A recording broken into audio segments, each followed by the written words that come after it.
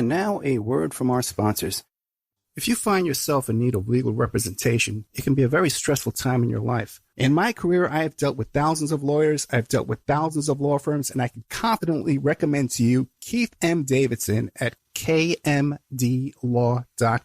Available 24 hours, 7 days a week. Just log into kmdlaw.com. That's kmdlaw.com. Or you can call toll-free 833-4KMD-LAW. That's 833-4KMD-LAW. Personal injury, wrongful death, STDs, sexual assault, car accidents. They handle it all efficiently and professionally. It doesn't matter how imposing the opposition may be, because the team at kmdlaw.com are battle-tested and fierce. They will not stop until justice prevails. Go to kmdlaw.com or call toll-free 833-4KMD-LAW. If you're in for the fight of your life, stop screwing around and contact KMD Law. Are you ready to change your life, but don't know how to start? Is your stress and worries keeping you awake at night?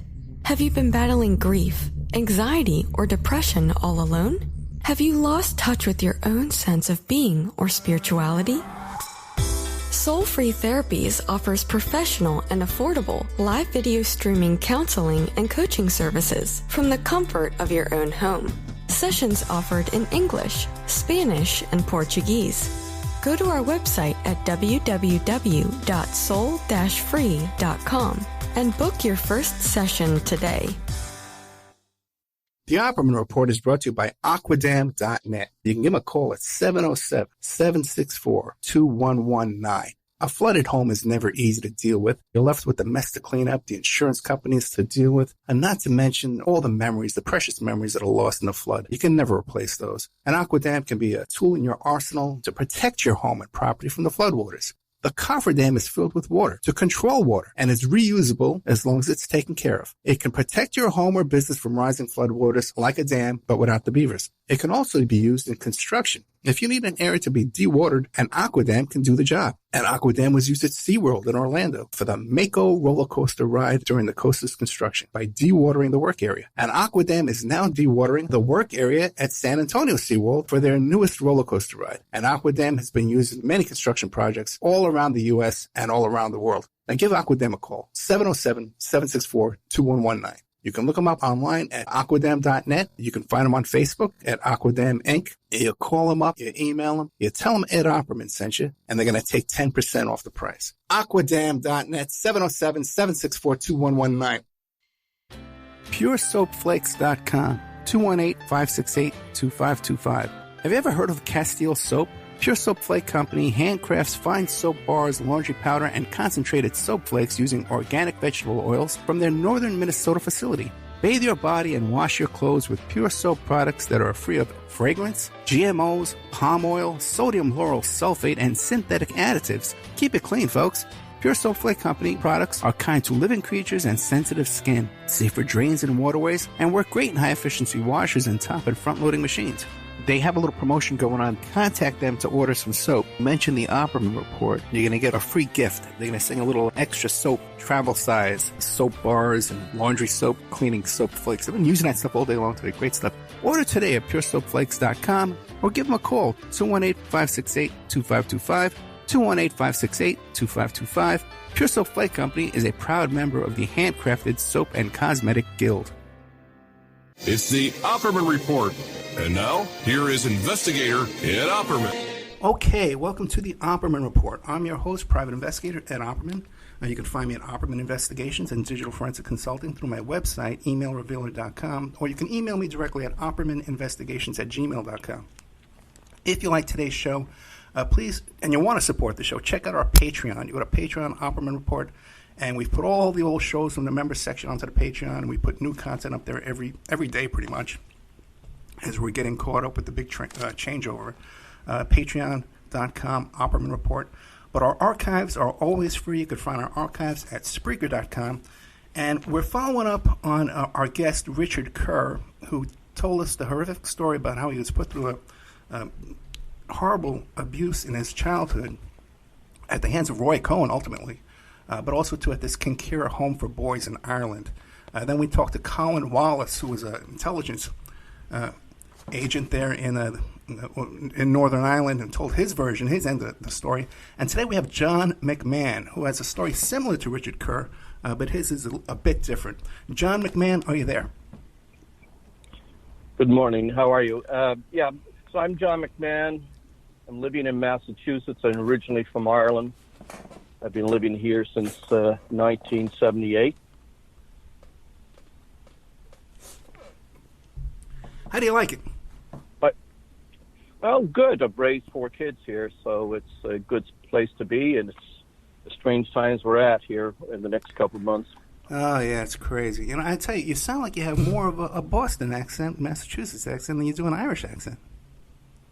Well, that would be the case. I'm musical, so I pick up on the accents in the area. If I go back to Ireland and drink enough Guinness, I'll start having a strong Irish accent again. Hey, what? I drink enough Guinness, so do I. I have an Irish accent, too, as well. John, you had a horrific childhood. Can you tell us what happened? Yeah, so I'll give you a good overview here, and it's very separate to Richard, but it intersects in an interesting way. I had a pretty normal childhood with 3 other siblings. In July of 1968, when I was 13, I came back from Irish college where I was learning my own language.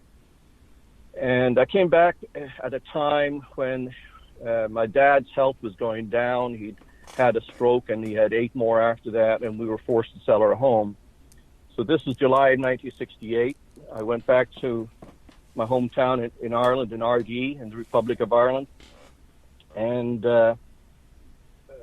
I met this man called Reg Arnold, from Belfast, who was there to buy our house, or working out a deal to buy our house, and we were going to keep a little bit of land and build a kind of mobile home there. Reg Arnold is not the person I'm really talking about here, but his friend was Ken Larmer, who was a social worker who focused on youth and who became a law clerk, a clerk in the courts in Belfast later on. He came with his friend Reg as kind of a legal advisor about the transaction buying the house. Okay. Ken was one of these very intelligent, smart guys that can size up the situation quickly. And basically, my mother was very young and vulnerable, like an old-fashioned lady who, relied on her husband to take care of all the business. And then when the husband's in trouble, boy, the whole family's in trouble. And Ken, this social worker, convinced my mother that I was vulnerable, not having a strong father in position, and he would take me under his wing, which he did. And he basically invited me to go up to Belfast to take me under his wing. So 5 days later, I was in a train to Belfast and stayed at Reggie's house, the guy who was buying our house, in Belfast for about a 4-day weekend. And I went to bed, went to sleep, and woke up to having Ken coming into the bed, and I was half asleep, and he basically had sex with me, and I won't go into too much detail. Because I was 13, and a very naive 13, when you trusted doctors, lawyers, and religious people, they were on a pedestal. I just had no way to deal with something like this. I didn't know how to deal with it. So in essence, my mind shut down, and I denied that I was even there. I went somewhere else. And I still to this day had this sense that I found myself on an island alone with the sound of running water. Mm-hmm. The long and the short of it, Ken took over my life. He took over our family in many ways because Dad was in hospital for the next 3 years, and he became a mentor to my mother in advising her financially and legally and how to keep the family together. But also he had total access to me both ways, in that he would bring me up to Belfast and abuse me nightly there. His friend had bought our old house next door, and so he would come down to the Republic of Ireland on the weekends, and he would abuse me there. And John, let me ask you a quick question, because you mentioned that you had older siblings. So this man, Ken Lamore, had no interest in the older siblings, just you? Just me. Well, I was a male, and my siblings were female. So Okay. he was interested in young boys, and he clearly, his pattern was that he liked young boys the age of 12, 13, until maybe 15 or 16, when you start becoming old enough to be able to stand up for yourself, if you know what I mean. Sure. And you mentioned, too, that he was a social worker. What exactly was his role as a social worker? He specialized in dealing with troubled youth, and this is where the crossover with Richard Kerr started. He would visit the institutional homes, such as Kincora and Williamson House and other places, and sort of guide adolescent, teenage boys primarily through life. And often he would have, them as friends and organize them as soccer games and all that stuff, but they come back to his flat. And so he had access to youth all the time, and he surrounded them. It's kind of like the Boy Scouts type thing. If you're interested in young boys, you're going to find a way to work with young boys, and that's kind of what he was doing. So in any case, this sexual abuse occurred for 3.5 years, from the age of 13 to 16 and a half. That was around the time my dad was dying, and when my dad was dying, I started working for a local farmer who was a regular man who actually took me under his wing and actually gave me the strength, the emotional strength, to be able to get away from Ken. But the issue was that I had denied even to myself that this had ever happened. And later on, when I was 23, I'd met an American girl from Boston, and I left Ireland and, in essence, left all of the memories behind. And the way I sort of describe it is, when you can't recognize that something has ever happened in the first place, any access to those memories is shut behind doors. And for me, I had doors being closed on doors within other doors. And when I left Ireland, there was no way for those memories to come back until a long time later. And literally what happened was that my second child reached my age, 13, where my abuse started, and I started drinking and fretting and worrying and all that sort of stuff. And I didn't know why, but I was not my normal self. And my sister Allison came over from England to visit me, and as you will tend to do, we reminisced about our childhood and how tough the teen years were, and drank till 2 a.m. And the next morning I got up at 6 to work, and I showered, and while I was showering, literally these memories they erupted like a volcano. I mean, I was wailing like a wounded animal, because I could see what was happening to me with Ken sexually abusing me. And my wife thought I was dying. She heard the cries from me in the bathroom, and she then found out what had been hidden in my head for all these years. And she's the sort of woman who knows everything about her spouse, so she was totally shocked. But she was an amazing partner, and told me immediately I need to get professional help, and I did seek it. And so went through some years of therapy. And so around occurred in 1994. Let me interrupt you 1 second, because you sent me some notes, and you mentioned in the notes that your second eldest son was 13. Now, do you think that's what triggered it? You saw your son at reaching the age where this trauma happened to you? Oh, absolutely. It was the emotions were bubbling up. I just didn't understand what they were. I didn't know what it was yet. It was when my sister came over not long after, then we started talking, because she and I were so close as teenagers, and we were talking about what life was like in the 1960s, that sort of uncorked the bottle. And literally in my sleep, it started coming to the top. So when I went to take my shower, I just fell apart, and so it came out. So when that happens, you're not normal, obviously, and I struggled to work in a consistent way, but I did, and because Donna, my wife, was so good and strong and supportive. I was very lucky to have somebody there as a partner who can guide you through this. And we worked together with therapists and all that good stuff for years. Ultimately, as part of the therapy, they suggested I write a letter that I didn't intend to send to the person who abused me to get all of those emotions and feelings out. And I did that. And then I thought, well, maybe I should actually talk to Ken.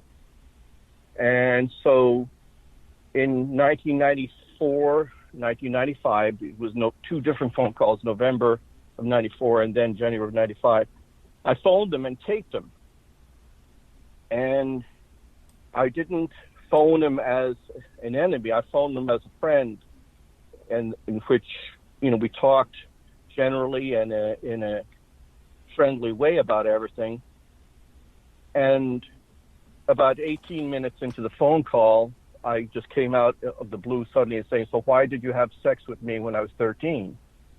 And the good thing about this is I actually had him saying, acknowledging that he had sex with me when I was 13, that quote, there was something about me that made him do it, and two, that it was a stage he was going through.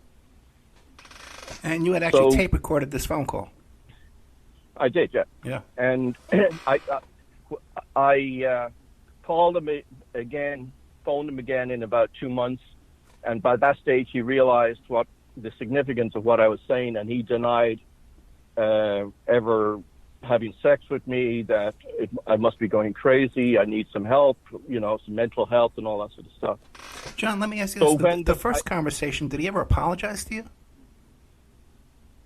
No, not directly. I mean, he said it was a stage he was going through, like an insecurity on his part. And as I said, there was something about me that made him do it, so that's as close as you get. But understand, for somebody who's been sexually abused, to actually have somebody acknowledge the truth is worth $1 million, because it was the only confirmation I had on the outside that I wasn't going crazy. I knew I wasn't crazy, but when you're the only person who knows what's gone on and you don't have a way to confirm it, something like that is valuable to me. So, that first acknowledgement and that I taped was very important to my own emotional well-being, believe it or not. So after I had the second call and he denied everything, I was then angry. And so I wrote him a letter saying how he had messed me up, and, that it took me years of therapy to try and get through this, and that if he was there, could be there to support me and help me through that, it would be good. So this is me leaning on him as a friend to help me, having abused me. So that, the way I was emotionally tied in with this was very mixed up, because part of my relationship with him was that he was like my stand-in father, but my father was in hospital. So I did file an affidavit with the RUC, the Royal Ulster Constabulary, that's the police in Northern Ireland, and sent them a copy of the tape and a transcript of the tape, and sent them parts of my diaries from when I was 13, just where I was able to say I was in Belfast on these dates. I wasn't talking as a 13-year-old about sex or anything like that, but I was able to confirm that I was in Belfast in his custody on certain dates, at least 12 or 15 different dates, and that he also bought my glasses for me when I broke my glasses in school and high school, and that I remembered where I got the glasses, the name of the optician jewelry shop, and the dates. So well, John, also too, you must have had statements from like your relatives saying, "Oh yeah, this man had contact with my son. He slept over there." Yeah, but they didn't know anything about what was going on, so They weren't able to confirm the criminal side of it. They were just able to confirm that he was a family friend, and that they're shocked to realize how he had abused me. Right. And his actions in some cases were extreme in that, he literally had sex with me in the bedroom next to my parents when we were at the beach. We used to stay at an old converted wooden railway carriage, like it was 3 carriages joined together in the form of a T. So he he would do things that were sort of guaranteed to shut me up, that I'd never say anything because I was so compromised, And he brought me to the Commonwealth Games in Scotland. So this abuse occurred not just in Belfast and Northern Ireland. It was happening in my hometown. It was happening in Dublin and London and in Edinburgh. But anyway, I did file charges with the police, and for about a year they investigated. They were able to confirm a lot of the hard dates I gave them, and to confirm that Ken knew me and that he paid for my glasses. And so that when they actually confronted him, he said he didn't know me. And their response was, how come you paid for his glasses on these 3 dates? How come he could do a drawing of your apartment flat, if you didn't know him at all? So, he was put to the lie. He was questioned for 12, 15 hours. Ultimately, they found some homosexual porn in his closets, and it was depicting underage people, but he was by then trained as a lawyer. He said, well, it's of age actors pretending to be teenagers having homosexual sex, so they couldn't charge him on that. And after a year of investigation, the Attorney General decided not to proceed with a criminal case because of not statute of limitation per se, but they said that it was so long since the offense, it would be hard to have a court case where I'm the only witness, more or less. And then number two, the cost to prosecute when the main witness lives 3,000 miles away. Mm-hmm. And then number three, that Ken, by then this was 1997, when they were looking at prosecuting through the Attorney General, that Ken got a doctor to certify that he had terminal cancer and wouldn't last the length of the court case. Can I ask you a question, John? He did have cancer. Okay. Now, was he still had access to young boys at that period when he was under investigation? Yeah. So the other thing here is, and I'll cross over to you, because in connecting with Richard, Richard and I got to talk to each other, and even though my opening line to Richard Kerr was that I never was in a foster home, but maybe 10 years before things started happening to you in Kincora, and he was abused when he was younger at 8 or 9 in Williamson House. I was being abused by this guy who was a social worker who went to the homes. Did you know him? And he didn't recognize the name, but some of his friends did. And then he went to work in the court system. And through getting to know Richard, I connected with Colin Wallace, who has helped a number of us try and get some facts out. And through Colin, I was able to find out that the RUC, back when I was still being abused by Ken, had investigated Ken Larmer, the guy who abused me, for allowing his flat to be used by another abuser called Alan Campbell, who is tied in with abusing at Kincora as well. And that he got away with Ken got away with it back then again because he had a legal background. He also helped his friend Alan Campbell avoid going to jail, and he got away with a fine. He basically said, if you plead guilty to a minor offense of just being in the company of a minor rather than sexual offenses, they'll give you a fine.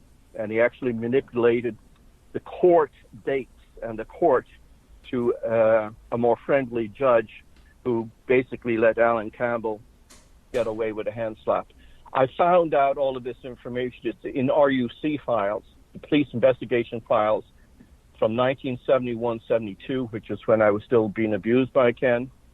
It was revisited in 1982 during the start of the Kincora investigations, and they knew that Ken was tied in with Alan Campbell, who had abused boys and was implicated perhaps in the disappearance of some boys. And so the criminal prosecution didn't go forward for me. I was very disappointed by that. Sometime later, I did try and participate in an inquiry. It was like the third inquiry around Kincora, around institutional abuse. But because I was not a resident of one of the institutions, they wouldn't allow me to participate. John, let me ask you a question. Why do you think there's so much of a cover-up with this Kincora boys? You'd think that the authorities would want to investigate this and want to bring these abusers to justice. Why is this being held? Well, I would say to you that the regular police officers and the detective who investigated my case were salt-of-the-earth people who were trying to do the right thing. They were blocked by their superiors, and their superiors were reacting to political pressure. Because the story around Kincora, and in a way my case, even though it's not within an institutional home, is that most of the real sex was occurring not in the institutions, and that was the legal case.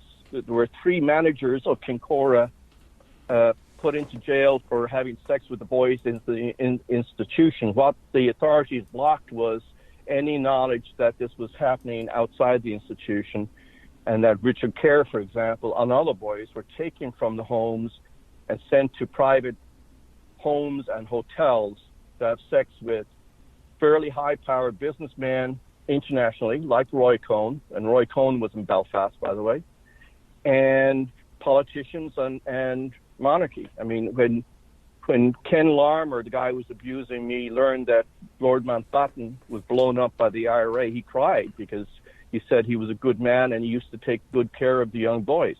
Really?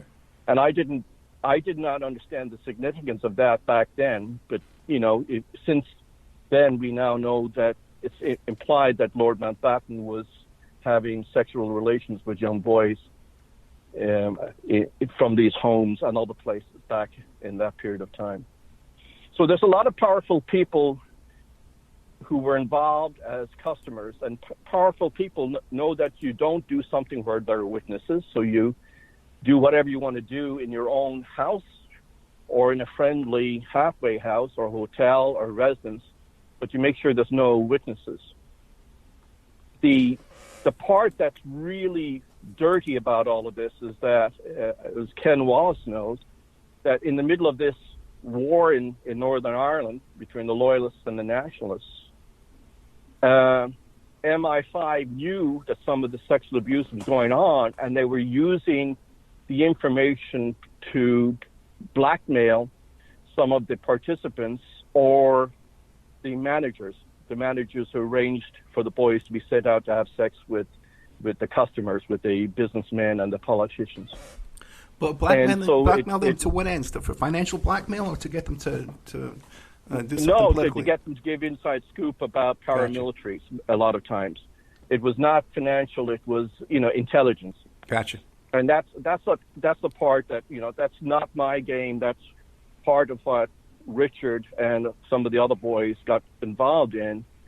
That people with intelligence knew what was going on. They tried to get something done about it, and their superiors blocked the sexual abuse from being stopped. They knew it was going on. That's the horrible thing here. Yeah, people want to go back and listen to that show with Colin Wallace, who was the British intelligence agent who was actually framed for murder and put in prison for 8 years. Ultimately vindicated, but spent 8 years in prison on trumped-up murder charges. John, we should probably take a commercial break at this point. We're talking to John McMahon. He lives in the United States now, but he grew up in Northern Ireland and went through a horrific childhood at the hands of this Ken Larmer. Is Ken Larmer still alive today? No, he did die in the year 2000 or so. Okay, and hopefully he's receiving his justice today. We'll be right back with more of John McMahon and his story of his life and this Kincora Home for Boys and this other activity going on there in Northern Ireland. It's very underreported here in the United States. I'll be right back after these messages. And now a word from our sponsors. If you find yourself in need of legal representation, it can be a very stressful time in your life. In my career, I have dealt with thousands of lawyers, I've dealt with thousands of law firms, and I can confidently recommend to you Keith M. Davidson at kmdlaw.com. Available 24 hours, 7 days a week. Just log into kmdlaw.com. That's kmdlaw.com. Or you can call toll-free 833-4KMD-LAW. That's 833-4KMD-LAW. Personal injury, wrongful death, STDs, sexual assault, car accidents. They handle it all efficiently and professionally. It doesn't matter how imposing the opposition may be, because the team at KMDlaw.com are battle-tested and fierce. They will not stop until justice prevails. Go to KMDlaw.com or call toll-free 833-4KMD-LAW. If you're in for the fight of your life, stop screwing around and contact KMD Law. Are you ready to change your life, but don't know how to start? Is your stress and worries keeping you awake at night? Have you been battling grief, anxiety, or depression all alone? Have you lost touch with your own sense of being or spirituality? Soul Free Therapies offers professional and affordable live video streaming counseling and coaching services from the comfort of your own home. Sessions offered in English, Spanish, and Portuguese. Go to our website at www.soul-free.com and book your first session today. The Opperman Report is brought to you by Aquadam.net. You can give them a call at 707-764-2119. A flooded home is never easy to deal with. You're left with the mess to clean up, the insurance companies to deal with, and not to mention all the memories, the precious memories that are lost in the flood. You can never replace those. And Aquadam can be a tool in your arsenal to protect your home and property from the floodwaters. The cofferdam is filled with water to control water and is reusable as long as it's taken care of. It can protect your home or business from rising floodwaters like a dam, but without the beavers. It can also be used in construction. If you need an area to be dewatered, an Aquadam can do the job. An Aquadam was used at SeaWorld in Orlando for the Mako roller coaster ride during the coaster's construction by dewatering the work area. An Aquadam is now dewatering the work area at San Antonio SeaWorld for their newest roller coaster ride. An Aquadam has been used in many construction projects all around the U.S. and all around the world. Now give Aquadam a call, 707-764-2119. You can look them up online at aquadam.net. You can find them on Facebook at Aquadam Inc. You call them up, you email them, you tell them Ed Opperman sent you, and they're going to take 10% off the price. Aquadam.net, 707-764-2119. PureSoapFlakes.com, 218-568-2525. Have you ever heard of Castile Soap? Pure Soap Flake Company handcrafts fine soap bars, laundry powder, and concentrated soap flakes using organic vegetable oils from their northern Minnesota facility. Bathe your body and wash your clothes with Pure Soap products that are free of fragrance, GMOs, palm oil, sodium lauryl sulfate, and synthetic additives. Keep it clean, folks. Pure Soap Flake Company products are kind to living creatures and sensitive skin, safe for drains and waterways, and work great in high-efficiency washers and top and front-loading machines. They have a little promotion going on. Contact them to order some soap. Mention the Opperman Report. You're going to get a free gift. They're going to send a little extra soap, travel size, soap bars and laundry soap, cleaning soap flakes. I've been using that stuff all day long today. Great stuff. Order today at puresoapflakes.com or give them a call, 218-568-2525, 218-568-2525. Pure Soap Flake Company is a proud member of the Handcrafted Soap and Cosmetic Guild. It's the Opperman Report. And now, here is investigator Ed Opperman. Okay, welcome back to the Opperman Report. I'm your host, Private Investigator Ed Opperman. We're talking today to John McMahon. He lives in Massachusetts today, but he was born, grew up in Northern Ireland, and part of the whole scandal going on up there with the intelligence officers being aware of these young boys at these boys' homes being molested, being used for blackmail, and the courts seeming to go along with it. Real quick question, John. You mentioned something in these notes about the court case. The prosecution was heard in one court and the defense case was heard in a different court before a different judge? Right. Well, let me clarify that for you. So what I discovered was that the RUC, the Royal Ulster Police, had files going back to 1971-72 on Ken Larmer, the guy who abused me, allowing his friend Alan Campbell to have sex with a boy in his flat. So his flat or apartment was a safe house. And that was part of what was happening with these institutional homes. The sex rarely happened in the home unless it was one of the managers themselves doing it. But when they sent them out to clients or customers, whatever term you want to use, it was at a safe house, and that could have been a flat, or an apartment, a hotel, or someone's private residence. So the police charged this guy, Alan Campbell, with having sex with a minor who came out of one of these homes, like Kincora. I think it was called Bonmore, which was another one of the institutional homes. And Ken Larmer, by then, was working in the court system. So the police were following up on Ken because they became aware that he was seeing Alan Campbell a lot between when the offense occurred and when the case started. And they questioned him as to whether he was advising his friend how to get out of trouble and all that, which indeed Ken was doing. He was telling him, plead to a lesser offense. Don't admit to having sex with a kid. Just say, I admit that I was in the company of a minor, which literally is a fine, a $50 fine type thing. So Ken was in the court system in a position to schedule the case. And the case was changed. It started with say, judge number 1 in court A. And the prosecution case was presented on week 1. A one-day case. They came back into court a week later, but now it was a different judge in a different courtroom. That's what the official records say. You can't explain that. It doesn't make any sense. But when the RUC 10 years later, 1982, we're going back on these records, they're saying there's all these real question marks about what happened with this case. Alan Campbell was let go with a fine. A slap in the wrist. He admitted to being in the company of a minor but not having sex. He was given a fine. The court log, so it's a handwritten log, a summary of case number 1 is in this court and what's the disposition. So the disposition was handwritten saying maybe a fine, but the court log actually was overwritten in Ken Larmer's own handwriting saying the case was dismissed. So he was trying to destroy the record that his friend was even convicted of a fine.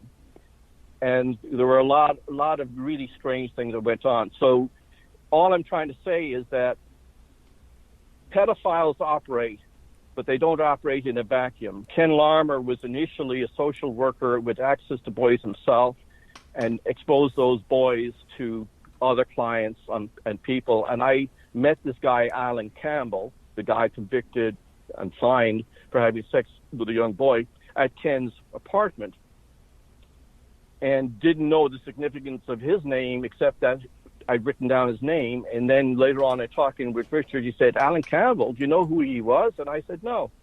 And he explained to me a little bit. And so we started, as we talked, we started realizing there's a lot of connection going on between my isolated abuse over 3 years with Ken Larmer, who started off as a social worker specializing with youth in these homes, who then went into the court system. And what I'm trying to say is Ken Larmer, as a legal professional, was in a position to manipulate the case of his friend Alan Campbell and get him off with a fine. God only knows how many other cases he manipulated. I was told by the somebody along the line that Ken Larmer stood up as a character witness for Alan Campbell, and then one of the Kincora managers who was sent to jail. And so these pedophiles were protected and supported by a ring of people who either provided legal advice, medical advice, psychiatric advice. If a kid went after them, they say, oh, you got mental problems, I'll put you together with a psychiatrist who will help you. And that exactly happened to Richard Kerr and his siblings, because his whole family were sent into homes. And he was abused by one of the psychiatrists who he was allocated to. So everybody was connected to each other one way or the other. Most of the relationships were not casual. They all had a purpose in protecting people legally, medically, mentally, and protecting them from getting, prosecuted for doing anything bad. And they were in positions of power and knew how to protect each other. And John, just think of this. None of this, you would never have come to this conclusion had not, by miracle, Colin Wallace was released from prison. Put you in together with Richard Kerr, and Richard Kerr just happened to be having a good day. He could have a conversation with you, and you two can make this connection. Otherwise, this would still all be buried under the rug. Oh, absolutely. I mean there's one other name, and just to give you an idea how manipulative these pedophiles are, especially when they take over your family or you as like a parent. Ken Larmer tried to convince me that he called this Greek love. You've heard of the idea that 2,000 years ago, Greek aristocrats would take over 12-year-olds and show them the world, as in introducing them to sex, but it was sex of man to man, man to child, rather than heterosexual sex. So Ken was trying to convince me that this was normal, that the way he loved me as a father was like the old Greek philosophers. And in fact, he tried to explain to me, which was a lie, I'm sure, that the same thing had happened to my own father, that when his father died when he was 13, that an uncle who was a senator took over the family, and he introduced my father to all this homosexual pedophile stuff. And, part of me sort of believed that story because my dad was an alcoholic, and basically he killed himself by drinking. His liver, his kidneys, strokes all ruined his organs, and he starved to death. He was 75 pounds when he died after 3 years of being in the hospital. And so to me, that was kind of one way in reaction that I made some sense of why my dad died at 58. But yeah, they would manipulate you. They would compromise you. He did some outrageous stuff towards the end, which was kind of guaranteed to seal my lips. But, he didn't fully understand that I couldn't even recognize this to myself. So therefore, how could I talk about it? But, the whole case in here for me was I tried to go through a criminal procedure, and Ken was protected because he was part of the legal system. I think the RUC, the detective who investigated my behalf, he was a good man, and he kept me informed, but everything was verbal. There were no written records. When they decided not to prosecute, when the Attorney General decided not to prosecute, I never got something in writing saying they decided not to prosecute and why, what the rationale was. So, I was going by the word of a lot of people. In the end, you start learning after the fact that I don't even know whether they investigated my case properly or whether it was just going through the motions. I think the police did their investigation. Detective Roy Souters did a very good job. He spent close to a year investigating it. And, of course, when I gave him hard facts and he was able to corroborate them, he knew that I wasn't full of horseradish, And So, well, John, if you mention how this situation where the defense put on a case in front of one court, in front of one judge, and then the prosecution put on a case in front of another judge, the prosecutor in that case had to be aware of this, had to be aware it was totally illegit. And the fact that he didn't stand on the roof of the courthouse screaming, "Hey, man, there's a cover-up going on here," shows you that he was complicit in the cover-up. And so even if you look at this in a most naive or innocent way, that if it was simply a bookkeeping error, that they mixed up the records saying it wasn't Judge A, it was Judge B in both the prosecution side of the case and the defense side of the case, and somehow they mixed up the courtrooms, or else the courtroom was changed last minute and it scrambled all the records.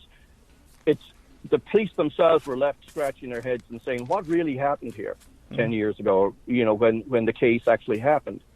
And they knew that through their own investigation that the handwritten note saying dismissed was in Ken Larmer's own writing. He worked in the court system.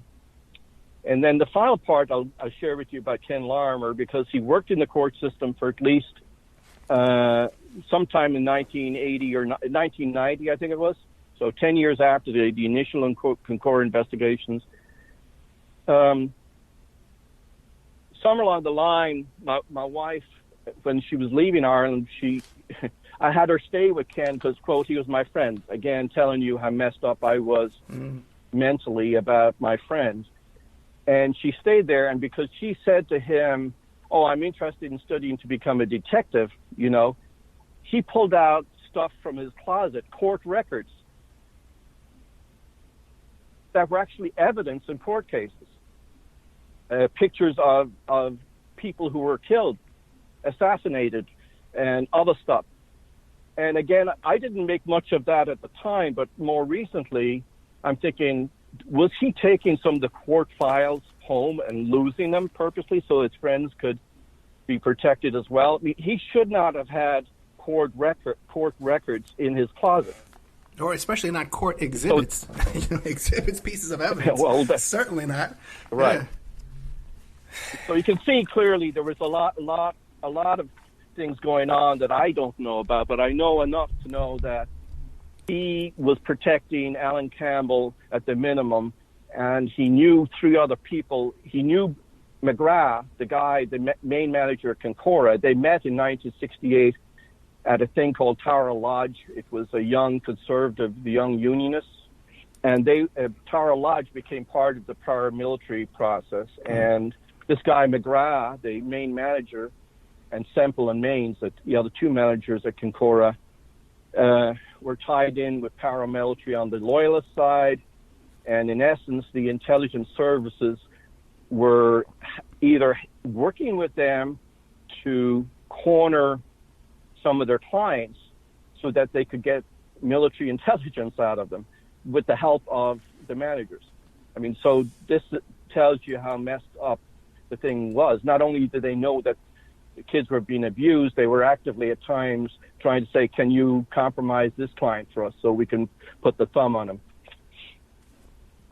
So, John, now since this story's, I guess since Colin Wallace has been vindicated, the story's becoming public. And Richard Kerr now, he has his story out there, but it's kind of confused and it's all over the place. You know, there's really no one location for Richard Kerr's story. Now, has your story gone public yet, or it won't become public until the Lost Boys documentary comes out in the next couple of months?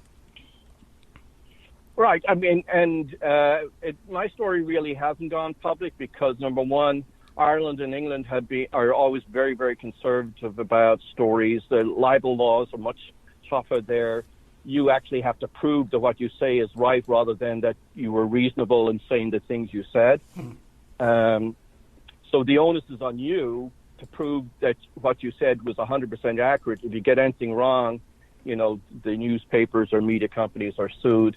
So they're very, very careful to scout out everything. And, you know, all things being honest, they should be careful because, you know, you can ruin someone's reputation. But all I can tell you is that, you know, I've tried to get it out a number of times, and it's very difficult. I approached this one time before, and the BBC didn't proceed with it because they'd been hit hard on some other scandal, you know. And as Richard says, that there's some of the cases that have happened in England, it's almost as if the person alleging abuse was a setup to destroy the reputation of the real people who were abused. Right. And there's a lot of powerful forces in there. But, you know, I'm trying to live my life. I've been very lucky to have had an incredible woman, and we raised 4 kids. And, you know,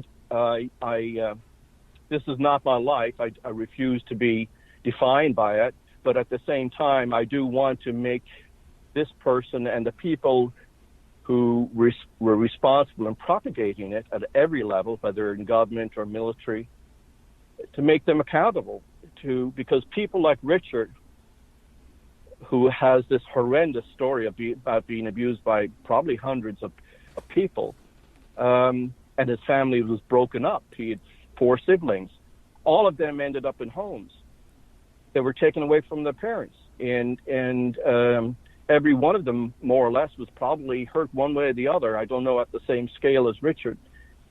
You know, so Richard has very good days, and sometimes he has horrendous days because he's suffering from traumatic stress, you know. And so I try and be there for him, and in the process of talking and helping each other, you know, I've learned the significance of some of the people that were friends of Ken that I didn't understand. And, you know, and because I'm 3,000 miles away, you know, I don't know how to look up some stuff, but, you know, bit by bit, I'm getting a better picture of some of the politicians and people that were friends of his. And and trying to understand them. But other than these investigative reporters doing this Lost Boys documentary, are there any professional investigators, besides, I guess, Colin Wallace, coordinating all this information coming in?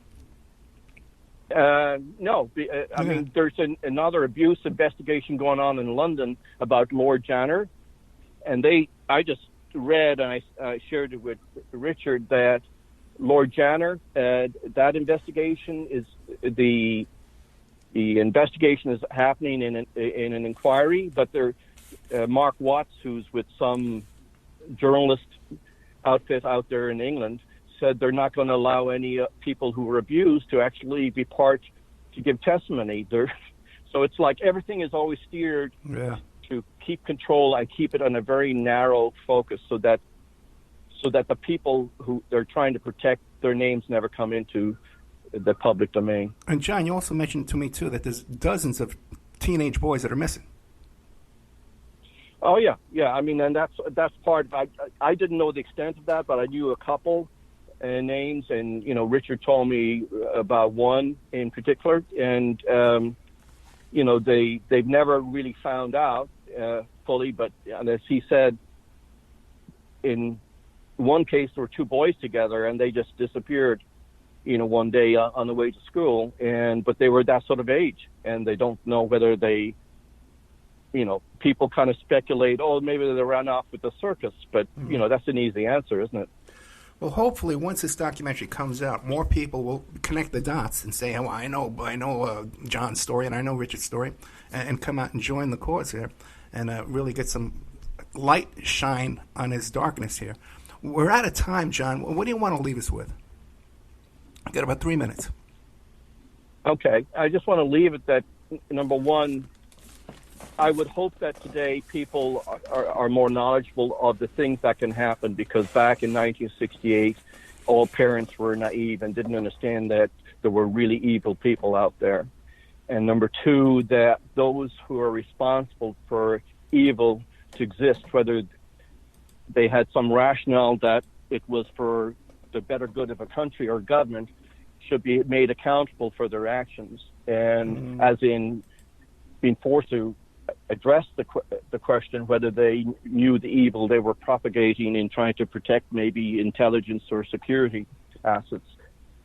But number one, you trust your kids and protect them, and that was really what prompted all of this. Is the evil is out there, and it's not people in trench coats. It's doctors, lawyers, congressmen, senators, House of Lords people, and maybe even royalty, and it's just shocking what was out there. So, John, I know how difficult it is to relive all these memories and stuff like that, so we really do appreciate you coming forward, and I hope that these words do not fall on deaf ears, and that people will come forward with more information, and we can bring these people to justice. John McMahon, thank you so much. Take care. Thank you.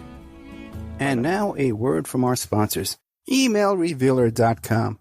People ask me all the time, hey, Ed, are you still a private investigator? I sure am. Go to emailrevealer.com. We handle adoption investigations, infidelity investigations, where you give us your spouse's email address. We trace it back to online dating websites, catch them cheating online, email tracing, locate or identify somebody from as little as an anonymous email address. Someone owe you money? Back child support? We can find that deadbeat, locate his hidden assets, locate his hidden bank accounts, find his current place of employment, and even assist you in obtaining a judgment and recover that judgment for you. Emailrevealer.com, digital forensics, computer forensics, cell phone forensics, recover deleted text messages, create a report that you can use in court. Emailrevealer.com, 800-572-9762. The Opperman Report is brought to you by Aquadam.net. You can give them a call at 707-764-2119. A flooded home is never easy to deal with. You're left with the mess to clean up, the insurance companies to deal with, and not to mention all the memories, the precious memories that are lost in the flood. You can never replace those. And Aquadam can be a tool in your arsenal to protect your home and property from the floodwaters. The cofferdam is filled with water to control water and is reusable as long as it's taken care of. It can protect your home or business from rising floodwaters like a dam, but without the beavers. It can also be used in construction. If you need an area to be dewatered, an aquadam can do the job. An aquadam was used at SeaWorld in Orlando for the Mako roller coaster ride during the coaster's construction by dewatering the work area. An aquadam is now dewatering the work area at San Antonio SeaWorld for their newest roller coaster ride. An aquadam has been used in many construction projects all around the U.S. and all around the world. Now give Aquadam a call, 707-764-2119. You can look them up online at aquadam.net. You can find them on Facebook at Aquadam Inc. You call them up, you email them, you tell them Ed Opperman sent you, and they're going to take 10% off the price. Aquadam.net, 707-764-2119. Have you ever thought about opening your own mobile cart or kiosk business? Maybe the facility you manage could establish new revenue by adding coffee, food, or retail services. Cart King International can be the answer to your needs. Cart King is a North American designer and manufacturer of the finest mobile coffee, food, and retail carts and kiosks. Cart King has been working with clients and corporations across North America for 20 years, providing innovative designs, custom manufacturing, and timely delivery. Carts and kiosks are fun, and so are the dozens of designs on our website. Please visit us today at www.cart-king.com or just call us at 1-877-986-7771 and get your sales rolling. If you find yourself in need of legal representation, it can be a very stressful time in your life. In my career, I have dealt with thousands of lawyers, I've dealt with thousands of law firms, and I can confidently recommend to you Keith M. Davidson at kmdlaw.com. Available 24 hours, 7 days a week. Just log into kmdlaw.com. That's kmdlaw.com. Or you can call toll-free 833-4KMD-LAW. That's 833-4KMD-LAW. Personal injury, wrongful death, STDs, sexual assault, car accidents. They handle it all efficiently and professionally. It doesn't matter how imposing the opposition may be, because the team at kmdlaw.com are battle-tested and fierce. They will not stop until justice prevails. Go to kmdlaw.com or call toll-free 833-4KMD-LAW. If you're in for the fight of your life, stop screwing around and contact KMD Law. PureSoapFlakes.com, 218-568-2525. Have you ever heard of Castile Soap? Pure Soap Flake Company handcrafts fine soap bars, laundry powder, and concentrated soap flakes using organic vegetable oils from their northern Minnesota facility. Bathe your body and wash your clothes with Pure Soap products that are free of fragrance, GMOs, palm oil, sodium lauryl sulfate, and synthetic additives. Keep it clean, folks. Pure Soap Flake Company products are kind to living creatures and sensitive skin, safe for drains and waterways, and work great in high-efficiency washers and top and front-loading machines. They have a little promotion going on. Contact them to order some soap. Mention the Opperman Report. You're going to get a free gift. They're going to send a little extra soap, travel size, soap bars and laundry soap, cleaning soap flakes. I've been using that stuff all day long today. Great stuff. Order today at puresoapflakes.com or give them a call, 218-568-2525, 218-568-2525.